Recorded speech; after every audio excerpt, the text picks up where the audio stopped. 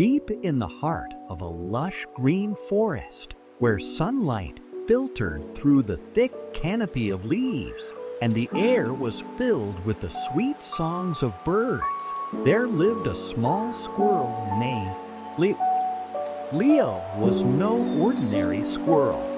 While most squirrels spent their days gathering nuts and playing among the trees, Leo had an insatiable curiosity about the world around him. He loved to explore every corner of the forest, from the babbling brook at its edge to the towering oak trees that stood like ancient sentinels. Leo's energy was unmatched, but what truly set him apart was his courage. Though he was tiny compared to many of the other animals in the forest, his heart was enormous. He believed that even someone as small as him could make a big difference if they tried hard enough. His friends often teased him for being overly enthusiastic, but deep down, they admired his spirit. One hot summer afternoon, while Leo was busy collecting acorns for the upcoming winter, he noticed something unusual. A thin trail of smoke was rising from the far end of the forest. At first, he thought it might be a campfire made by some travelers, or perhaps just a farmer burning dry leaves.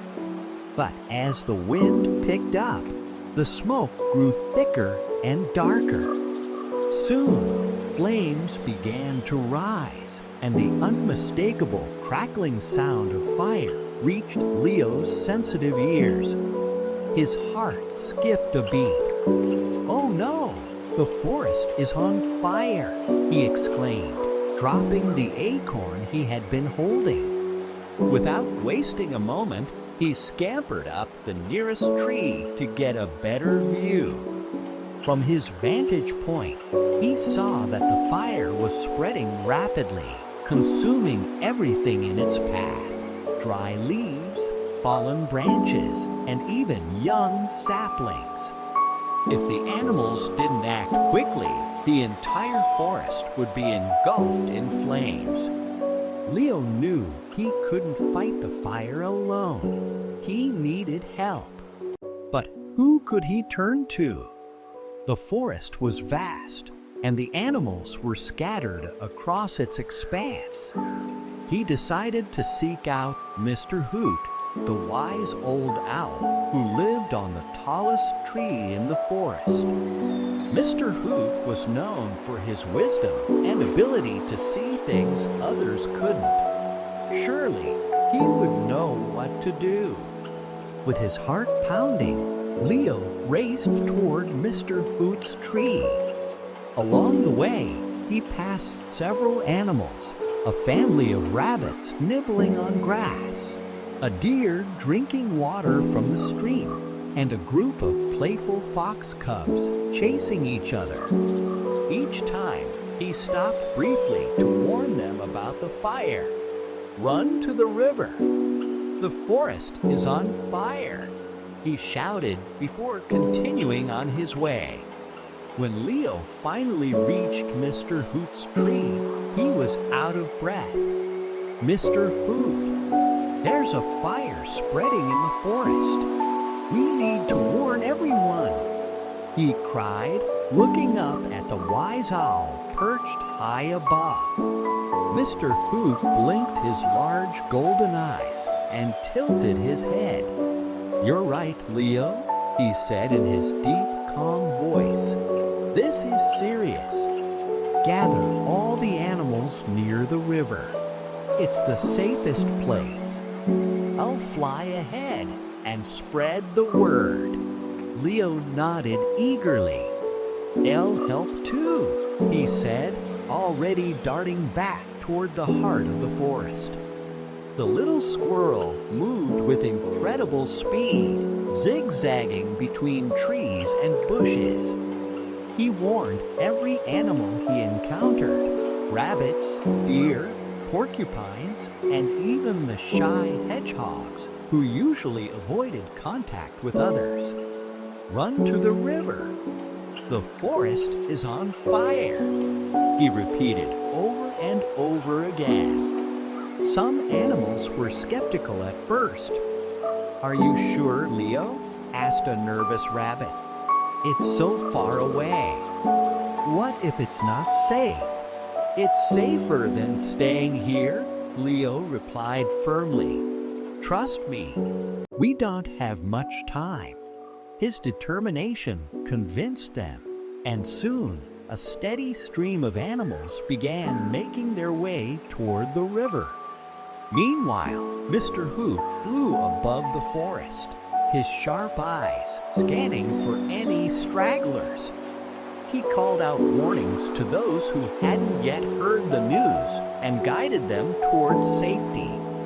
As the fire roared closer, Leo realized that some of the smaller and slower animals were struggling to keep up. A family of mice scurried along the ground, their tiny legs moving as fast as they could, but they were falling behind. Baby hedgehogs, too young to run quickly, huddled together under a bush, their spines bristling with fear.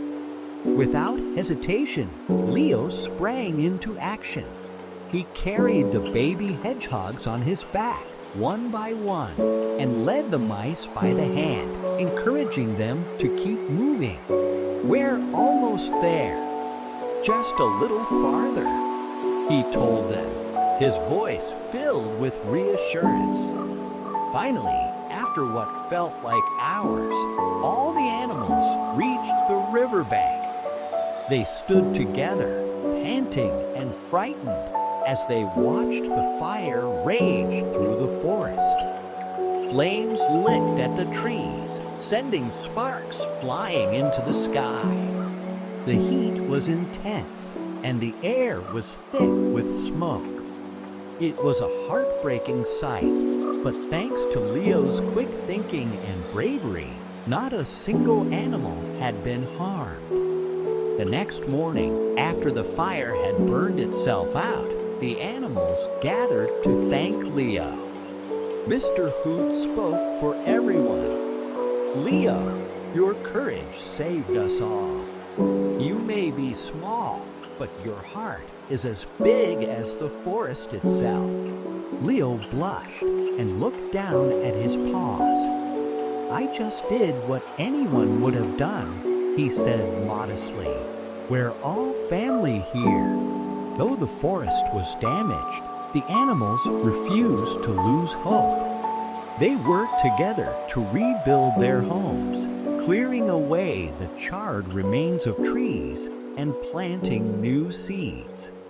Over time, fresh green shoots began to emerge from the ashes, and life slowly returned to normal. The forest, though scarred, was healing. From that day on, Leo was known as the brave little squirrel, and his story was told for generations in the forest. Parents would tell their children about how one small squirrel had risked everything to save the lives of countless animals. And whenever the animals looked at Leo, they remembered that even the smallest among them could make a big difference when they acted with courage and compassion.